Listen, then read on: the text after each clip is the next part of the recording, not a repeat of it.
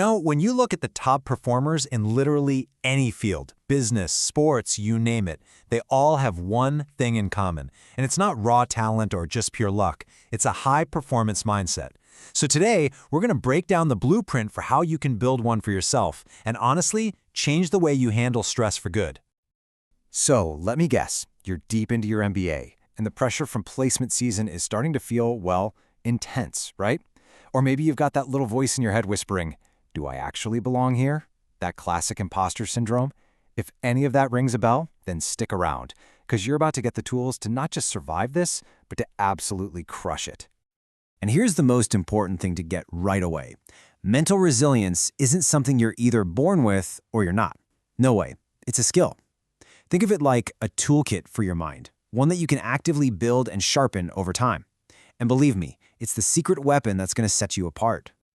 All right, let's start with your internal software. The thought patterns and the mental habits that are running in the background, usually on autopilot. This first part is all about rewiring that inner critic that, let's be honest, can really hold you back. So here's a super powerful 3-step process. First, just notice the negative thoughts. Don't fight them, don't judge them, just see them. Second, you got to reframe the situation. And third, and this one's huge, you have to replace that harsh inner voice with some kindness. Talk to yourself like you talk to a friend who's having a tough time. And this is where it gets so real for your MBA journey. That tough feedback you got on a presentation, it's not a personal failure. It is valuable market data. Seriously. It's direct intelligence you can use to refine your pitch, make it stronger, and come back even better next time. It's a gift. Okay, so we've talked about the internal software. Now let's talk about the external hardware. These are the real, tangible things you can do, the habits, the environments that create a support system for a positive mindset. These are your daily non-negotiables. Try keeping a gratitude journal. It literally retrains your brain to look for the good stuff. And think about who you spend your time with. Positivity is contagious, so surround yourself with people who lift you up. Even just a few minutes of meditation can give you that space to just breathe. And of course, never, ever underestimate how much exercise and good food can impact your mood and your clarity. In business, we have a saying, what gets measured gets managed. So what if we could apply that exact same logic to our own well-being? What if there was a KPI, a key performance indicator for resilience?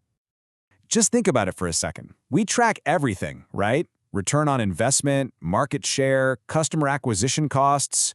But what about the one metric that influences all of those things, your own mental state?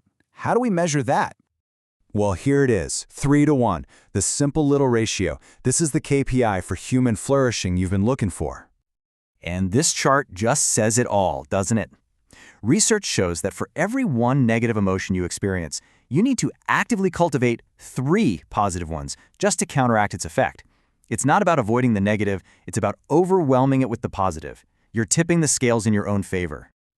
So, to put it formally, the 3-to-1 ratio is basically the tipping point for well-being. And if you can hit it consistently, you're looking at better health, more creativity, and way more resilience. Think of it this way, it's not about pulling out all the weeds in your garden. It's about planting so many flowers that the weeds just don't have any room to grow. Okay, we've got the theory, we've got the KPI.